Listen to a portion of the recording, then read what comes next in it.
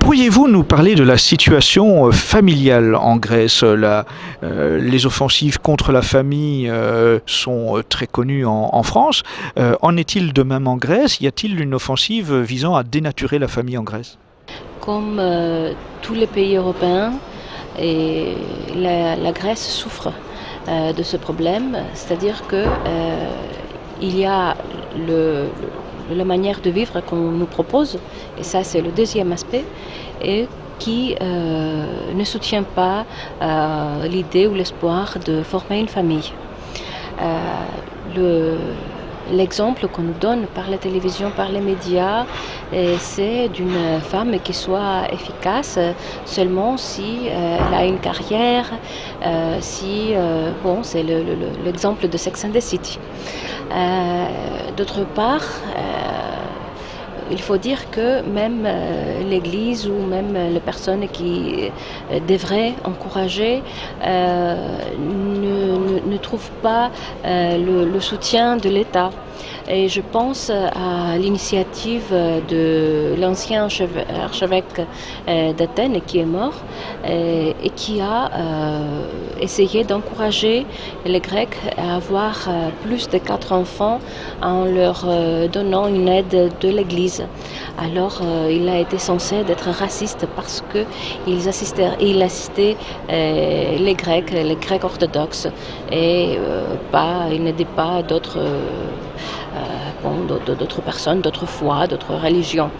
Vous comprenez que c'est totalement l'inversion de ce qu'on appelle normal. Et donc on a le problème démographique, on a l'assaut de la part des médias et de la télévision, et on a aussi les crises économiques qui empêchent vraiment pratiquement les hommes et les femmes à former une famille.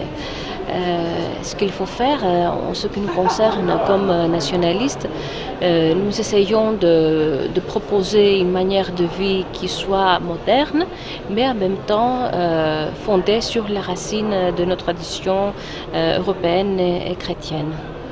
En ce qui me concerne, par exemple, j'ai 3 enfants, le mieux que je peux faire, oui.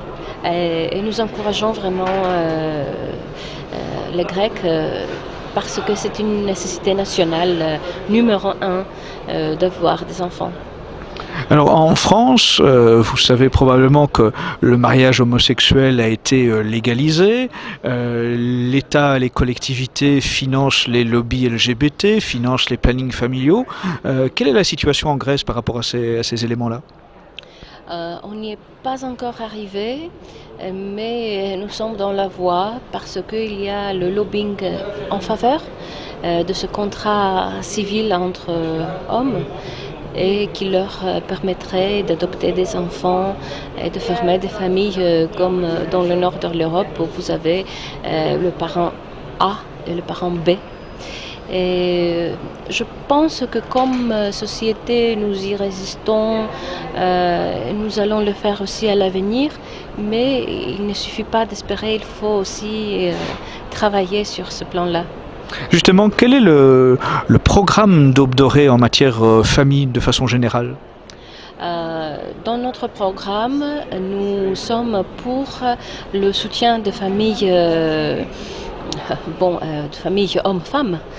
Et nous voulons encourager les hommes à former des familles par les aidant financièrement et même à aider les jeunes femmes qui ont un enfant. Nous encourageons de ne pas procéder à un avortement, de garder leur enfant. Je sais que peut-être ça va un peu inquiéter les gens qui sont pour le mariage, pour la famille. Nous le sommes aussi, mais dans ce point où nous sommes, vraiment, je pense que c'est un grand crime de tuer un enfant, un crime un péché beaucoup plus grand que de ne pas être marié. C'est plus important de ne pas tuer l'enfant. Merci beaucoup.